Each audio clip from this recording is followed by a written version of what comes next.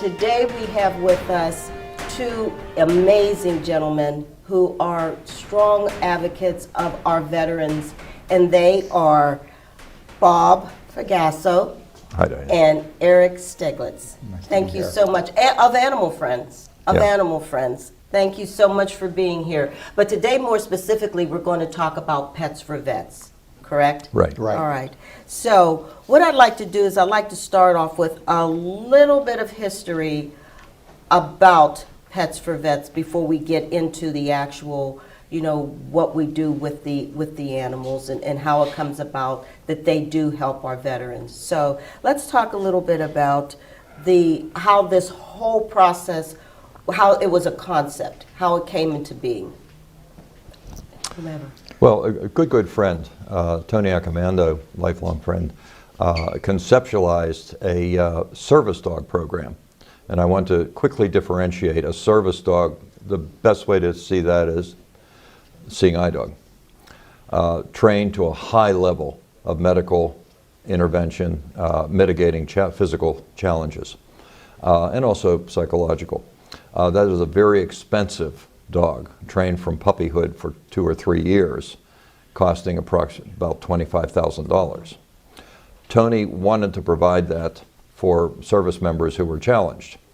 And at the same time, being friends, we talked about, it was his idea, talked about rescuing animals from shelters, knowing that I'm on the board of Animal Friends and have been for 25 years. It was logical to start here. So while he researched his sourcing, I researched organizations that supply trained shelter animals to veterans, and there are several around the country. The one that was most amenable to us was the Pets for Vets program out of the DC area. Started now about 11 years ago by a young woman and her family, and then has branched out, very well organized, and they have chapters throughout the country. Not in every state, not in every city, but there are probably a couple dozen or more chapters around the country. Right. So we can refer to each other. And the chapter we have here is, Animal Friends, Pets for Vets at Animal Friends. okay. And so contacting them and then making the usual due diligence connections back and forth, and we became a Pets for Vets chapter here at Animal Friends. And so we adhere to their protocol, which is in training of the animal, the placement of the vets, the evaluation of the veterans, and then we apply our own protocol for adoptions, because we want the adopter to be safe and we want the animal to be safe. And that's true every day here at Animal Friends, whether it's to a veteran, the adoption or not. Or to a family. To a family, to That is whatever. So that was the germination of the program. And then we learned as we went. Pets for Vets, we're the largest chapter in terms of facility and people involved and funding. We don't need Pets for Vets to help us fund. We source all of our own funding here. Okay. And so as such, Pets for Vets and we have a great collaboration. They do a lot of their national training here because we've got the facility. We have 2 buildings here on our campus. And so we're great partners together. And as such, if there's a need for a dog placement other than in our paw print, if you will, Sure. in this geographic that. area, then we can refer out to a chapter that might be closer to the veteran. Okay, awesome, awesome. Eric, do you want to add to that? Yeah, I just want to add that it's a phenomenal program that's growing here. And Animal Friends and the Pets for Vets program takes 2 tracks. Our chapter embodies the general Allegheny County area. But for those veterans that are outside of Allegheny County, we provide, and in both programs, all fees are waived. We provide our veterans with a starter kit, crate, bowls, leashes, anything that we can do to reduce the anxiety of our veterans. And what we do, as Bob mentioned, is we use the power of our adoption counselors and our expertise in making the right match. Our behavior department with any animal make sure that the behavior evaluation supersedes any I guess what I'm trying to say is there are some veteran adopters that may want an inappropriate animal for themselves, and we want to make the right match. Correct. Correct. And what also is phenomenal about both programs is we offer follow-up whenever that veteran calls, and then as a Animal Friends part of our organization, we supply that veteran for the life of the animal 50% off all vaccinations. Oh, that's awesome. So all in all, we want to partner with that veteran. We want to make it as wonderful an experience so that veteran can create comfortably that human-animal bond. And the animal is an enabler, if I could just build on that. Certainly the purpose is for the animal and the veteran to save each other, or help each other at least. But the enabler is allowing the veteran to function more comfortably in society so they can be as productive as they can possibly be, as opposed to being someone who might be reclusive of society. And we have a lot of examples of that that we may get into later. Maybe you want to make a distinction, Eric. You mentioned two programs, and maybe you want to explain the two parts to our program. Sure. That's a good suggestion, Bob.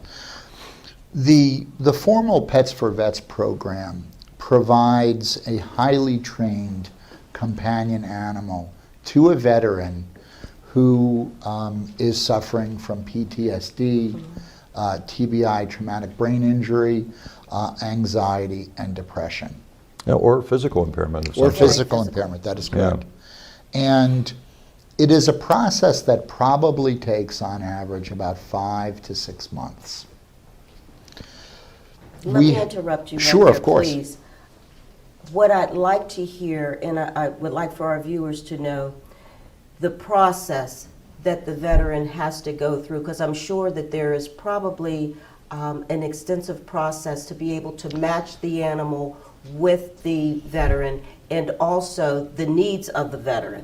And I can focus in on that. Okay. I want Eric to do that, but I want to suggest Sure. in the framing, there's a large body of work that happens way before we get to the point of fulfilling an application. We have to work with that vet and really do our due diligence to make sure that we understand the setting, the need, the emotional and physical circumstance of the veteran. And veterans aren't always ready to go in this instance because they're not sure, or maybe their living arrangement isn't quite right yet. Right. So we've got to work through. That's why it's a 5-6 month process. But right, absolutely. Bob. And that's good to know. That's because I guess that's more or less what I was asking. You know. We stay with the vet all the way through it. Yeah. And I think Bob articulated that very, very well.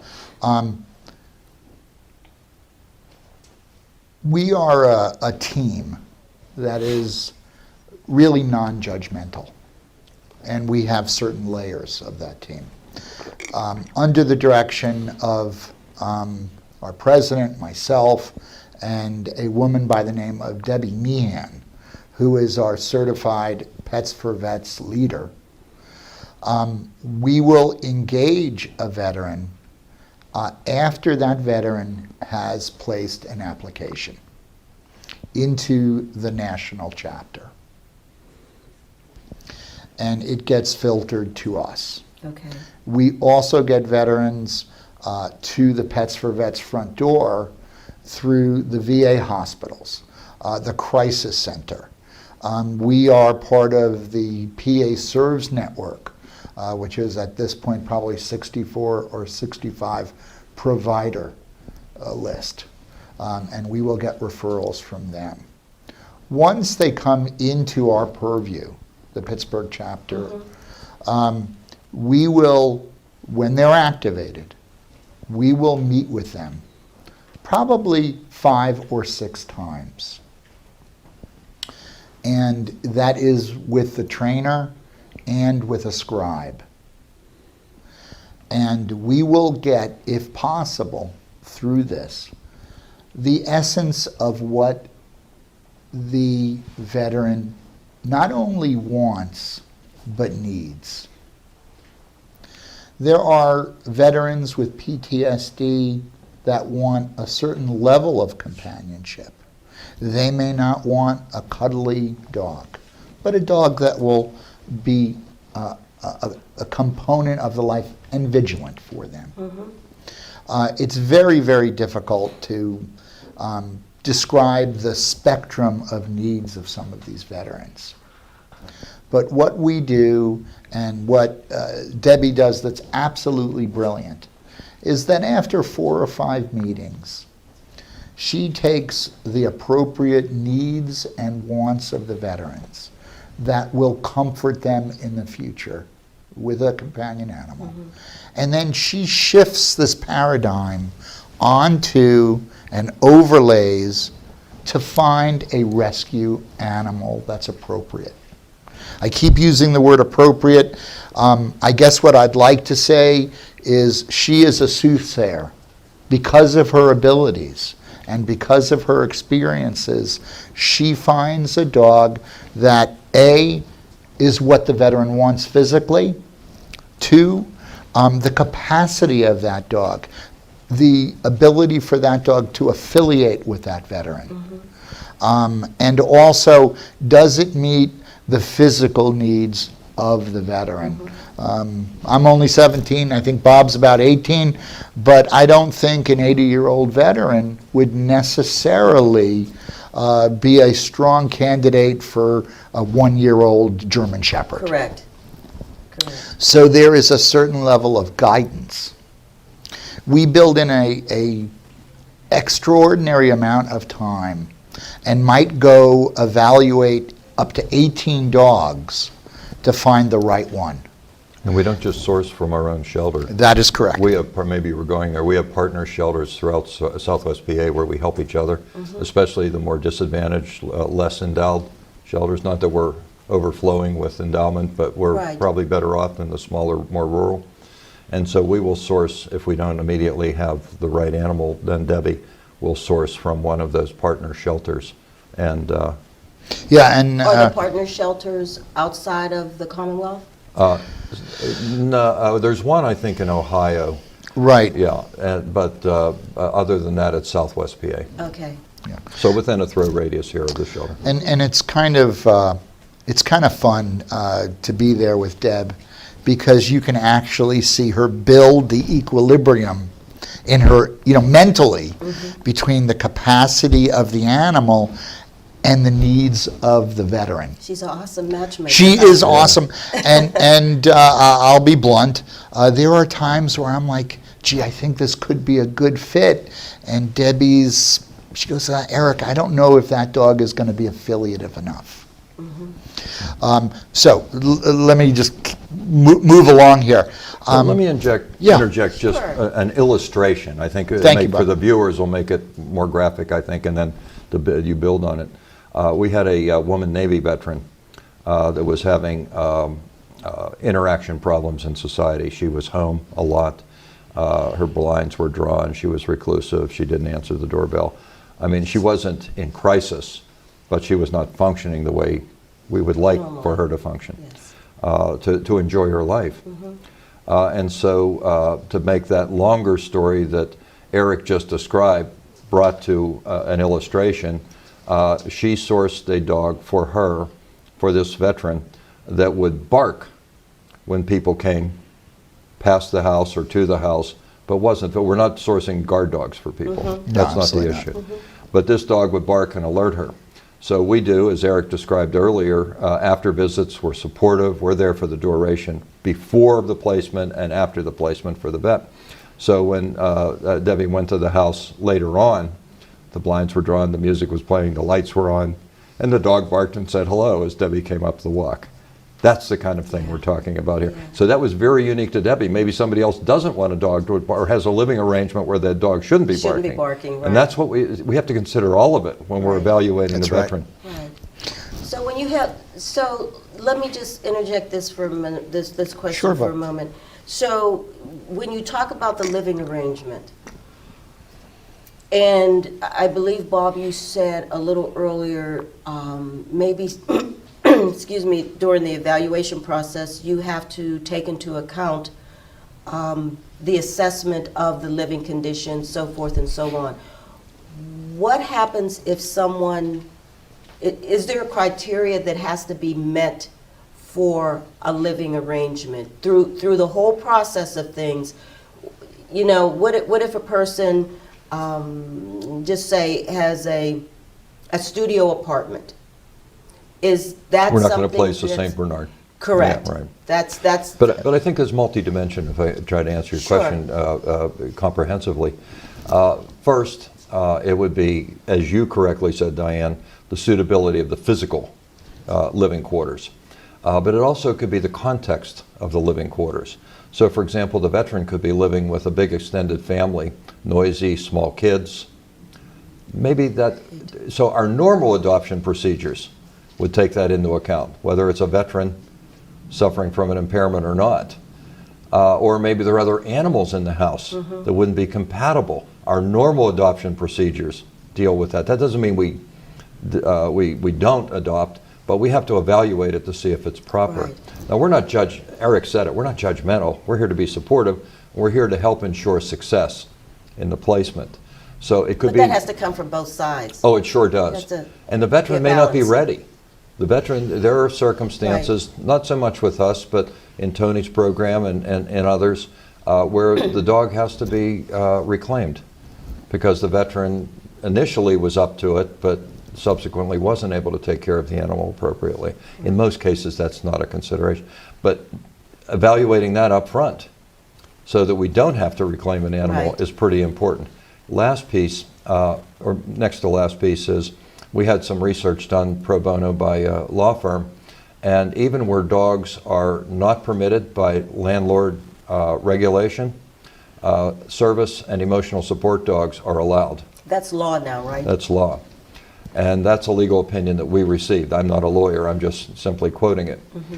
So the animal could, but once again, you don't want the dog to be on the 18th floor of a high-rise Right. and only get out once a day. Right. That's not appropriate. Right. Eric's going to come back and explain the two programs, but in the second program where we don't need, but even in the first program, cats and domesticated bunnies can be the support animal. And that might serve the veteran just as well. There was a Reader's Digest story about a Marine who was going to commit suicide. This was a couple of years ago. And he went out to do it, and an abandoned kitten came out of the bushes and saved his life. So it can be cats, bunnies, dogs.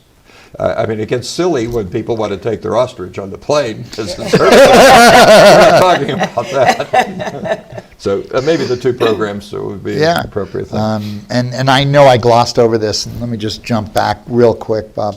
In the application process, we want to make sure that whatever the living situation, this is going to be the right circumstances for the animal and for the veteran.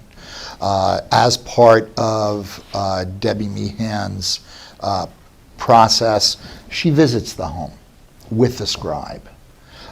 She will make recommendations to the veteran where to put the crate, where do the bowls go. And again, there is this thematic that we are promoting this bond. Make no mistake that we know, and Bob can speak to this, that the bond that is created between an animal and a veteran can be life-saving. Oh, absolutely. And I know Bob has a number of statistics, about veteran suicides and the displacement of these individuals that are really suffering. I don't know if you want to talk That's about what- that and, now. and that's what this is all about, helping them. That is Helping correct. them overcome, or more or less be more accepting of where they are right now in their life with the help and the support of one of the animals. That's right. There's a subtle dynamic. Veterans are trained not to whine. And so they don't necessarily come forward and say, I'm in trouble, I need help. Absolutely. They keep it to themselves, and they Yes. feel they might be criticized or ostracized for speaking and coming forward. We all know that. So the two parts of the program is certainly the Pets for Vets program that we just described and we'll continue to talk about. The other is a program, and this was not part of the national protocol, but Kathleen Beaver, our Chief Strategy Officer, came up with the idea 2 years ago, and that is we will provide a dog, cat, or bunny, not specially trained, to any veteran free of charge, thanks for your service. Now, if they're low income veteran, again, they have to be able to maintain the animal according to our adoption protocols. Right. But if they're low income, we're going to support them. We'll give them food. We'll give them the starter kit that Eric described before. They can have help with low cost veterinary care. We do not compete with local veterinarians. We absolutely don't do that. Right. But we're talking about low income folks who wouldn't typically take their animal to a veterinarian, or they have to decide between their food and the animal's food. vet care. Yeah. Right. So we maintain that, and they legitimately should have their friend. So we will give the dog, cat, or bunny to a veteran free of charge, and if they're lower income, provide support for the duration. We'll also accept the animal back at any time, for many of our adoption, veteran or not, if there's a problem there, and make sure the animal's taken care of. So in those two programs, the veteran on the thanks for your service, no cost adoption, not specially trained, these are the people in some cases who are not stepping forward saying, I have PTS. And I say PTS on purpose because the D That's right. is a diagnosis. Right. They might not have the Right. formal diagnosis, Right. but they got it.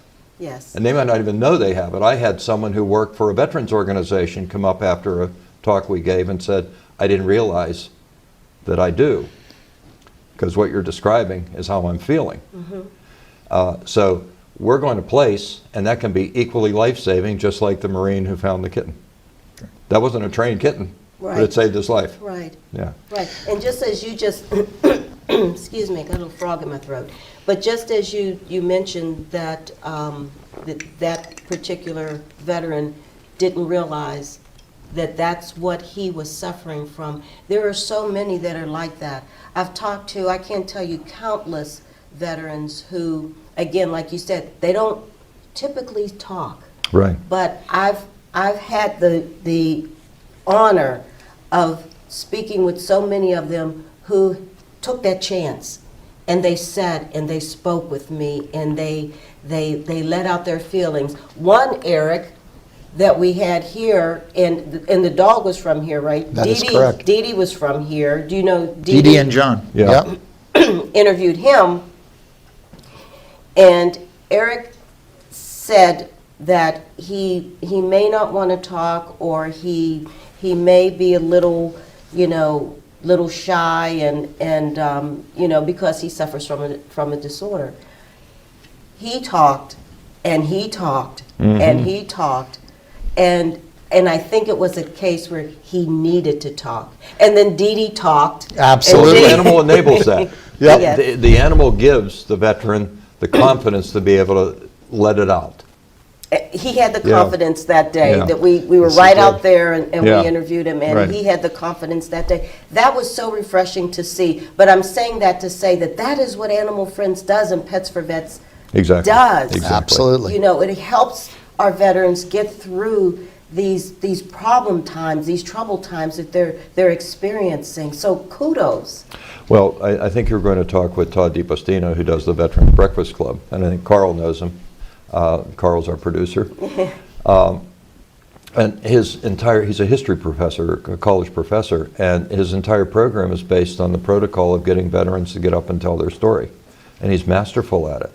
But he got a fellow to get up who was a Marine on Iwo Jima, and for those of you who aren't placing that right away, that was 1944, and he was in horrendous combat. Well, he got him to get up and tell that story for the first time. His wife had never heard it. So getting that out is crucial for It people in is. their healing process. It is. And Yeah. I'm finding too that although some say that they don't want to speak, they don't want to talk, I had, just quickly, Eric, then I want to get back to your this is other wonderful. part. I interviewed a gentleman, he's 96 years old. His name is Harry. He's a World War II veteran. And his family said that he really didn't talk about, the campaigns and things that he was involved Sure. in. Carl and I went to visit him. That frog needs to go. That's why I'm drinking apple juice. And we went to interview him at a nursing home. And I sat there with him, and he was a little shy at first. And I spoke with him, and I told him, I said, we're just going to sit here like we're old friends, and we're just going to have a conversation. I said, don't pay any attention to Carl. Don't pay any attention to the cameras. We're just going to talk about your experience, because I want to know. I want to learn. That man talked for an hour straight. And I was just honored to learn that he brought back all these relics from his wartime and these different campaigns. And they are on display at Soldiers and Sailors. Isn't that fantastic That's to be able to wonderful. share that with generations that Yes, wouldn't absolutely. otherwise know about it? Absolutely. Yeah. Absolutely. So, in addition, what we did is we built out a module from the Pets for Vets program, and it's Okay. called Veterans Ambassador Council. And when we talk about veterans communicating and feeling comfortable to communicate, this Veterans Ambassador Council has veteran members, and what we found is veterans speak to veterans. They have a camaraderie, they have a language, there are certain subtleties that will help a veteran.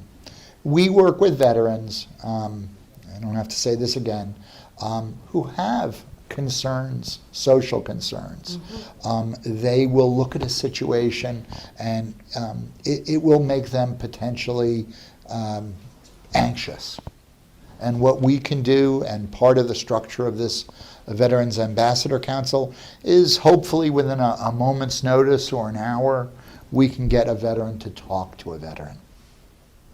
And it's built in to help the veteran communicate with us. That was a misperception of mine early on when I I'm sorry. started to think of what. No, go ahead. You're okay. No, Yeah. no, I just want to build on your Yeah. point.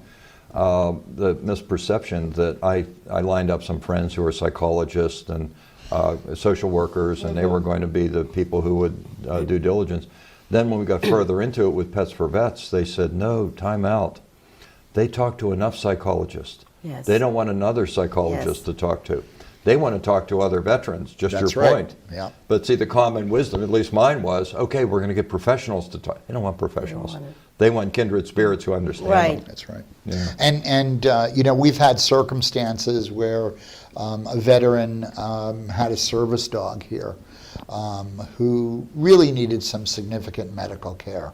And I would say within about a half an hour's time, that veteran and the service dog was right here at our Animal Wellness Center getting treatment. And this almost saved the soul of this veteran. Mm-hmm. So our footprint, sorry to use that word again, but our footprint, Paw print. Paw print. paw print, excuse me, goes into the community. It matches the vision and the mission statement of Animal Friends. So when we, just to track back, so with our programs, we can empower a veteran who wants to pick his own animal. We can empower that person by providing real training guidance for that veteran. And we are covering a spectrum of what veterans want and need. And it's more immediate in that regard. Absolutely. Because you can adopt the same day as long as you've gone through the adoption protocol, Right. and we Right. understand your situation. Whereas the other requires, as Eric said, 5 or 6 months to get Right. the trained emotional support animal in place. And just to be a little bit more in depth, in our adoption process for veterans and for the general public, we want members of the family to come in. We want them to meet the animal, whether it's a rabbit or a cat or a dog. And we want them to spend the time necessary to make a good decision. And all the empowering that you're doing, I think you're also empowering that veteran to be able to pick him or herself up and be able to be to have a better quality of life than they had, but in allowing them, empowering them to be able to do it, letting them feel that they have the capability of doing that, which maybe before, in their mindset, before they got the support of the animal, they had lost hope. That's a point very well taken, Diane. Yeah, exactly. It also works the other direction. We have a case right now, and we don't do this, what I'm going to describe, on a daily basis. But there's a Navy veteran who has a beloved German Shepherd, several years old. Still a very viable dog, but the veteran is no longer, he's elderly, he's not able to take care of the dog. He's going to need assistance himself. So the daughter had contacted the fellow I mentioned earlier, Tony Accomando, with the life-changing service dogs, the service dog, to donate the dog to the service. Well, no, they have to be trained from early age to be a service dog. Mm-hmm. But it's perfect for our program, so now we're going to evaluate his German Shepherd potentially for our program. So he has to come, because his desire was another veteran would benefit from the companionship of his dog that he could no longer keep. So it really is a circle. Well, let me go on the other side of that. When you say what you said, that the dog, taking the dog and for lack of a better word, recycling the dog. Mm-hmm. I have a T-shirt that says recycled pets are best. So Awesome. Go ahead with that. So recycling the animal. What if the animal has such a bond to that person that they would experience separation anxiety from that person Diane, that they've that's been every with? animal that comes here. Okay. That's right. Every animal that comes here, they're being given up for whatever reason. Most valid, sometimes invalid, but in most cases, as long as the animal's been well cared for and loved, that animal is dejected to be in a shelter. That's why we want people to adopt.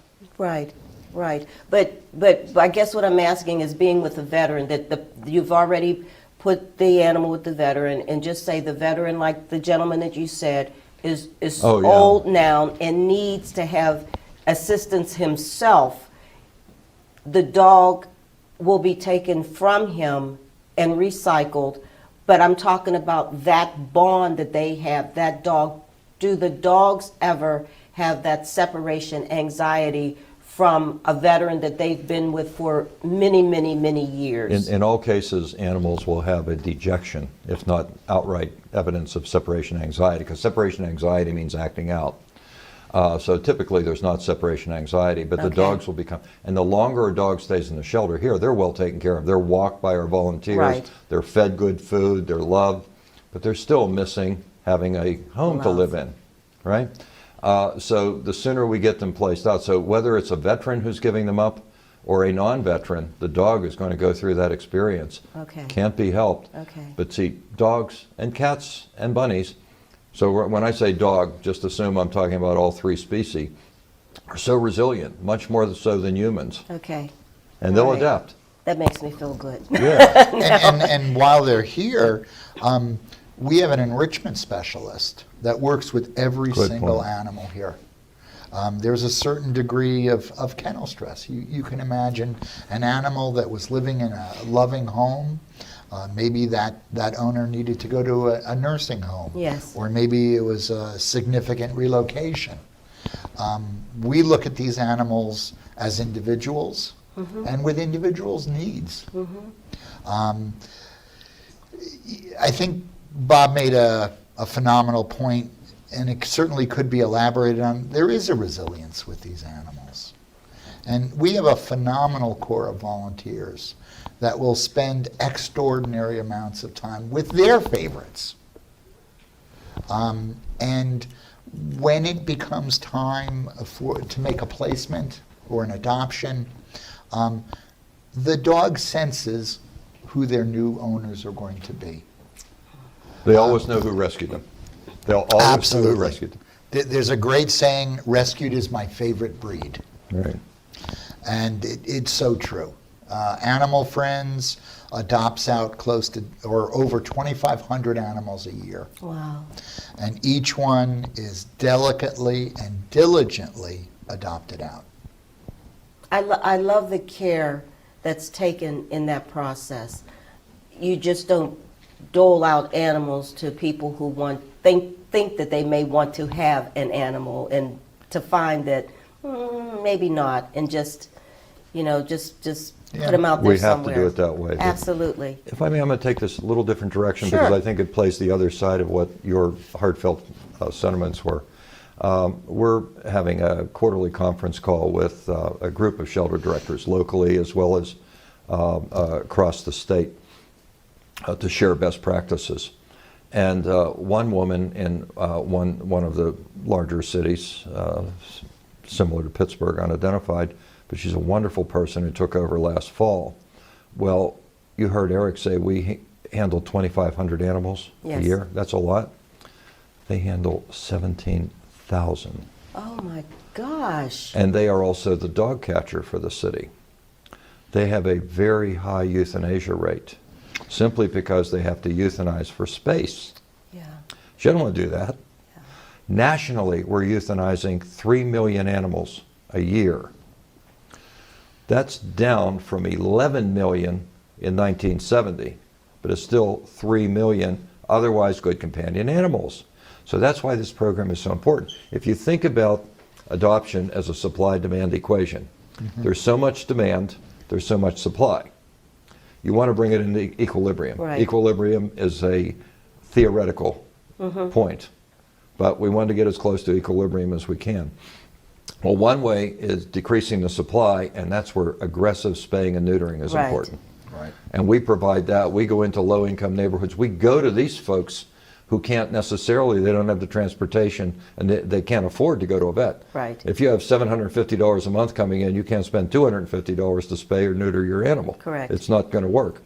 So we do it for nothing if they're absolutely in trouble, or very nominal cost, because it's important that they feel as though they've contributed toward it. And we'll do that. But we're winning that battle. It's not won, but we're winning that battle. But we have to increase demand. So one of the ways we're increasing the demand is with innovative programs. And Pets for Vets is a perfect example of that. We placed 140 animals last year through both channels of the program. Wow. Now, That's one could amazing. argue that some of them might have found their way to us, but likelihood they weren't. Right. Because they were referred by the Combat Stress Unit at the VA, or they came through one of the veterans programs, or through our publicity for the program. So it's 140 animals placed with 140 human beings. That's tremendous. That's remarkable. And I think one of the Remarkable. things, strategically that we're trying to do with Pets for Vets is to partner with all these veteran providers. Veterans Breakfast Club, Soldiers and Sailors, Saving Our VLP, Sentinels. Veterans Leadership Program. VLP, absolutely. And we have a program here called Chow Wagon that provides about 1,700 pounds of pet food to VLP, the Veteran Leadership Program. So veterans who have pets can come and respectfully get pet food. When I took the tour, I That's saw correct. the room. You That's saw the right. pallets. Oh Right. my goodness. Right. So much food in there for the animals. I mean, Well, when that's- people donate to us, we're fortunate because we have a major supplier Right. who gives us our kennel food. So all the donations we get, we turn around and share with the VLP, also with food pantries in the area, and also lesser endowed shelters. Awesome. So keep bringing the bags and cans in. Keep it coming, folks. Keep it coming. Exactly. It's so community-minded here. Yeah. This is such an awesome program. I want to talk a little bit more about, I know, Bob, I know that you are, you have a lot to do with this program. You're a board member.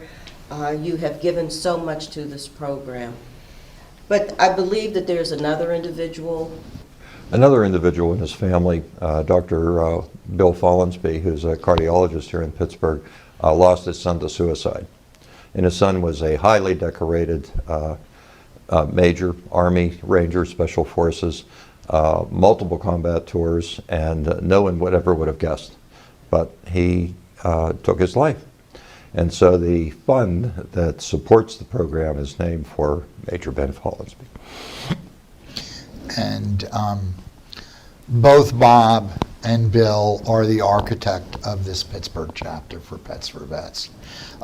They provide incredible guidance, structure, suggestions, and both are tireless workers for veteran advocacy. The number 22, and maybe Bob can speak to this, is kind of famous among veterans that come home. And do you want to? I think it's an understatement. That's true. There was a study done that pinned the daily veteran suicide rate at 22 per day. I think it's understated because it was a 9-state study that was extrapolated out to 50. Statistically, it's accurate, but I don't think it captures all of the suicides. So if we find a homeless person dead under a bridge, I don't know that we trace it back to know that he or she was a veteran and lived their life in such a way that it brought them to that end. Now, was that a suicide? Yeah, a long one. So what we do and what is the core of our mission at Pets for Vets is to help these veterans, provide an opportunity for them to be more social. If you walk a dog down the street, you might get away from a neighbor. There is a purpose to life, to feed that dog or that cat or that rabbit. Give of yourself, which strengthens your core. We see this almost every day in our programs.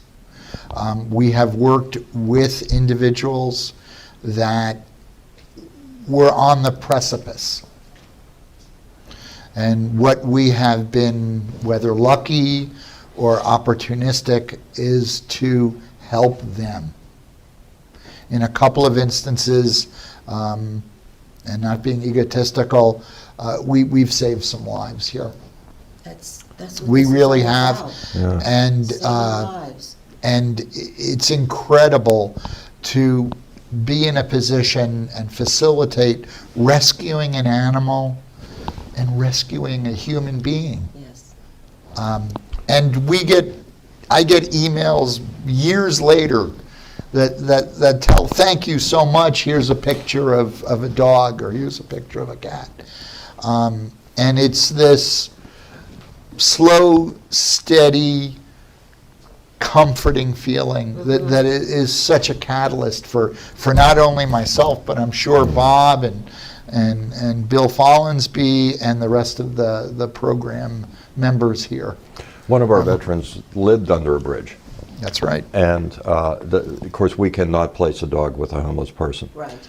But he met a woman who he fell in love with her, and together they pulled him out, and he entered school, and he was still struggling. And we placed a dog with him, specially for him. And now he's going through school, he's functioning, he's willing to come here and speak. And he now has an internship with a major company in his field of study that hopefully will lead to full-time employment. But that started under a bridge as a homeless man. That's right. And that is saving a life. No, there's no question. Absolutely. That is There's no saving question. a life. And when you say that, I'm sure that you're saying it for our viewers. I'm sure that you're saying saving a life, not just only from suicide, but saving a life that the person can now live. Perfectly said. And I think with this specific individual, he will be a contributing member of society. Yes. Yeah, yeah. Isn't He is that- already. well, isn't Yeah. that Yeah. what we So do? our community goes Yes. Yeah. goes well beyond. Yes. It's wonderful because Pittsburgh is such a giving town. It's a beloved town here, and I'm not from Pittsburgh originally, but I just see such love and creative ability for these veterans. It's phenomenal. Yeah. Tony Accomando has the phrase, saying thanks for your service isn't enough. Do something. That's right. Truly. That's right. Truly. Yeah. We all need to do something. Absolutely. Because there is a definite void out there that needs to be filled. Yeah. And it gets bigger and bigger. And I just, something came to my mind.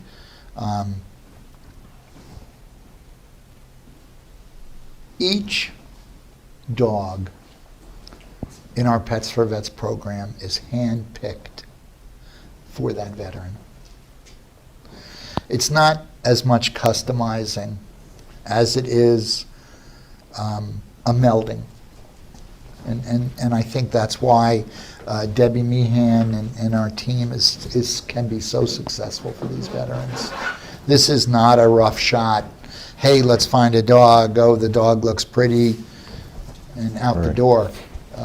There is a passion and a commitment that eclipses what a general shelter does. Maybe we can provide some connectivity for the viewers, and that is any veteran who's considering adoption should just contact us. Now, they may need a specially trained dog, and that would be the Pets for Vets program, or it may just be the Animal Friends for Veterans, where we are placing an animal with that veteran. They should just call. We'll talk to them. There's no stigma in calling. Absolutely. Right. Absolutely. I mean, our people welcome. Our adoption form now asks, are you a veteran? Excuse me. Our intake form, the beginning form asks, are you a veteran?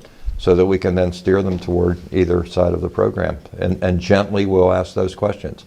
Nobody's ever threatened by the conversation. And if you're genuinely interested in somebody, they usually tell you. And that's what we find. Awesome. Awesome. So what else do our viewers need to know about this amazing program that's helped so many? I could probably talk to 2 hours on that subject. I'm I not know going you to. can, Eric. But I do think if you know a veteran that needs some help, that you think a companion animal may be of service to him, have them call us. What's your direct dial number for the viewers? It's 412-847-7030, and please be comfortable. Please tell veterans that you come in contact with to give me a call. So you don't have to go through the auto attendant, and then you can come, if you're internet connected, thinkingoutsidethecage.org. Great.